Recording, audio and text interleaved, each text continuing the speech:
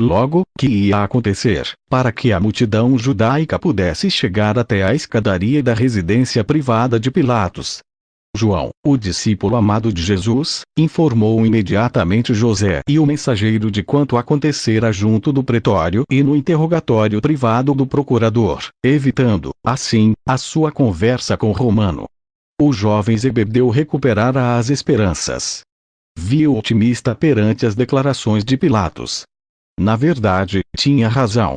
Se o processo se tivesse mantido dentro daquela linha, praticamente circunscrita ao pequeno círculo de homens do Sinédrio e do governador estrangeiro, talvez a sorte do mestre tivesse sido outra.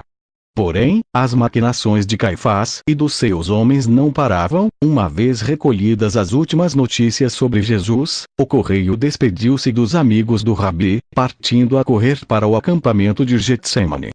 Foi ao passar a porta dos peixes que José de Arimateia, ao ver como um grande grupo de hebreus, presidido por vários chefes do templo e outros fariseus, se unia ao sumo sacerdote e aos saduceus, exprimiu o seu desalento.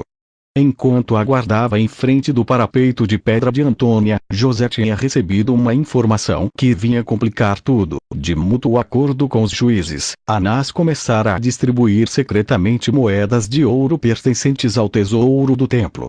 Depois de tomar nota dos nomes de cada um dos subornados, os 3 gisbarim ou tesoureiros oficiais tinham dado uma palavra de ordem comum: clamar perante Pôncio Pilatos a morte do impostor da Galileia. Ao ver como o grupo inicial de saduceus aumentava sensivelmente, perguntei a José de Arimateia como pensava Caifás introduzir aquela multidão no recinto da fortaleza. Duvido muito, disse-lhe, que Pilatos e as suas tropas o consintam. José desfez as minhas dúvidas num segundo. Justamente naquela manhã de sexta-feira, véspera da Páscoa, os judeus desfrutavam de uma antiga prerrogativa. Centenas de hebreus tinham por costume subir até as imediações do pretório e assistir à libertação de um preso. Aquela graça, poder que cabia ao procurador, constituía um dos gestos de amizade e simpatia de Roma para com os seus súbditos. Encerrava, por consequência, um manifesto caráter festivo e, durante os dias precedentes, tanto os habitantes de Jerusalém como os milhares de peregrinos discutiam, apostando por este ou por aquele candidato. Naquela altura, o nome que mais se ouvia entre os hebreus era o de Barrabás, que segundo José de Arimateia, era membro ativo do grupo revolucionário Zelota, um filho de pai desconhecido, vil e sanguinário, capturado pelas forças romanas numa revolta. Ao consultar os arquivos de Papai Noel, o computador central confirmou que o nome de Barrabás era de origem semita, mais exatamente aramaica. Podia ter vários significados. Bar, que significa filho em aramaico, e Raba, ou mestre e rabi. Também era válida a explicação de Baraba, ou filho de seu pai, que era uma maneira de chamar todo aquele cujo pai fosse desconhecido. N. Do M. O esclarecimento do ancião amigo de Jesus permitiu-me compreender muitas coisas. Em primeiro lugar, e como era evidente, a cidade despertara naquela manhã de sexta-feira, 7 de abril, sem um menor conhecimento da prisão do seu ídolo, Jesus de Nazaré. Só alguns sabiam. Em segundo lugar, a próxima e iminente manifestação de judeus em frente da residência de Pilatos nada tinha a ver com o mestre da Galileia. Mesmo que Jesus não tivesse sido preso, teria celebrado da mesma forma. Foram, como disse, as pérfidas manobras do Sinédrio e a quase total ausência de amigos e partidários do Nazareno na referida manifestação popular, para pedir a libertação de um réu, que levaram ao que todos conhecemos. O Palácio dos Antigos Asmoneus, residência provisória de Herodes Antipas durante a sua breve passagem por Jerusalém, encontrava-se muito perto da muralha que ia do soberbo conjunto palacianos de Herodes, o Grande, no extremo ocidental da cidade, ao templo. Tratava-se de uma velha construção, à base de enormes silhares de 20 côvados de comprimento por 10 de largura, que, nas palavras de Jósefo, não podiam ser cavadas nem quebrados com ferro, nem movidos com todas as máquinas do mundo. Às portas do palácio saiu ao nosso encontro uma parte da guarda pessoal de Antipas, constituída, na sua maioria, por mercenários trácios, germanos e gauleses. Muitos tinham servido antes o pai do atual Herodes. Vestiam longas túnicas verdes, de meia manga, com o tronco e o ventre cobertos por uma espécie de camisa ou couraça entrançada, feita de escamas metálicas. Quase todos traziam as costas aljavas de couro, cheias de flechas. Em face do considerável número de soldados que vi dentro do palácio, Herodes devia temer pela sua segurança pessoal. Cívilis trocou algumas palavras com os porteiros e a guarda abriu passagem à escolta romana e a um reduzido grupo de sacerdotes. Os outros, incluindo José de Arimateia, tiveram de esperar em frente do edifício. Uma vez mais, a sorte esteve do meu lado. Antes de entrar no palácio, o centurião agarrou-me pelo braço, anunciando-me que o tetrarca era um entusiasta da Grécia e que, se me parecesse bem, ele teria muito prazer em me apresentar a Herodes, falando-lhe das minhas virtudes como astrólogo ao serviço do imperador. Aceitei, encantado, ainda que dos planos do cavalo de Troia não fizesse parte uma entrevista com o governador da Galileia. Como era natural, o centurião não podia imaginar que o interrogatório de Antipas a Jesus de Nazaré fosse tão breve quanto estéril. Apesar da antiguidade daquele palácio, Herodes encarregara-se de o embelezar até limites de que não se suspeitava.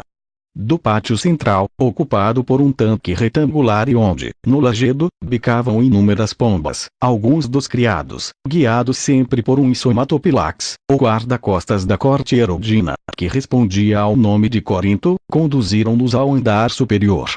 No primeiro piso do palácio, aberto na sua totalidade para o jardim interior e coberto por um artístico claustro de mármore, encontrava-se a sala de audiência de Antipas. O que primeiro me atraiu a atenção na espaçosa sala, perfeitamente iluminada por 3 grandes janelas orientadas a norte, foi um cadeirão de madeira preta, magistralmente talhada e colocado à direita da câmara. Tratava-se, sem dúvida, de um trono. Fora colocado em cima de um estrado, também de madeira escura. A pouca distância, e ocupando o centro da sala, abria-se uma piscina circular de 4 a 5 metros de diâmetro e profundidade difícil de calcular, por causa do líquido branco que a enchia. Aos pés do trono, uns 20 indivíduos estavam recostados em grandes almofadões brancos de penas. Ao verem-nos, fez-se um grande silêncio. Alguns daqueles gauleses tinham participado na guarda de Cleópatra, rainha do Egito, atingindo o seu número mais de 400. Mas, por mais que tentasse identificar Antipas, não consegui. O mestre foi colocado pelo centurião em frente do cadeirão de madeira, entre a piscina e aquela pleiade de brilhantes primos e amigos do tetrarca, que olhavam estupefatos para o Galileu e para os legionários romanos. Caifás rompeu por fim o pesado silêncio. Avançou para o grupo de cortesãos e entregou o pergaminho das acusações a um indivíduo extremamente fraco, igualmente recostado e meio escondido entre os coxins. Ao pôr-se de pé, apareceu na minha frente um Herodes difícil de imaginar. Apesar dos seus 55 anos, parecia um velho. Por baixo da túnica, praticamente transparente, adivinhava-se o corpo esquelético, semeado de crostas acinzentadas e sujas, provocadas de certo por uma doença a que os romanos chamavam mentagra. Aquelas úlceras, que hoje nos fariam pensar na sífilis, tinham-lhe atacado especialmente as mãos, o pescoço e o rosto. Para cúmulo, Antipas exibia cabelo comprido e aparado na testa, pintado de louro brilhante. Depois de examinar o pergaminho, Herodes lançou um olhar a Jesus, ao mesmo tempo que o sumo sacerdote se multiplicava em todo o gênero de explicações sobre o processo que se levantara contra o impostor e sobre o desejo do procurador romano de que o tetrarca procedesse ao interrogatório do Galileu. Antipas arremessou o rolo aos pés de Caifás. Este, confundido pela inesperada reação do governador da Galileia, emudeceu, enquanto um dos seus levitas se apressava a apanhar o pergaminho. Sem dizer palavra, o tetrarca começou a dar voltas em redor do Nazareno. Finalmente, parou em frente de Jesus, soltando sonoras gargalhadas. Os cortesãos não tardaram em imitá-lo e os risos acabaram por ecoar nas paredes de mármore da sala. Herodes levantou então os braços e as gargalhadas cessaram imediatamente. Depois, baixando as mãos devagar, comentou, divertido. E assim, no fim de contas, o milagreiro presunçoso acabou por visitar a velha raposa. Plínio, o Velho, na sua História Natural, descreve esta doença, garantindo que as úlceras começavam sempre pelo queixo. Segundo o nosso computador, a doença teve origem na Ásia, transmitida por um cidadão de Perusa. N.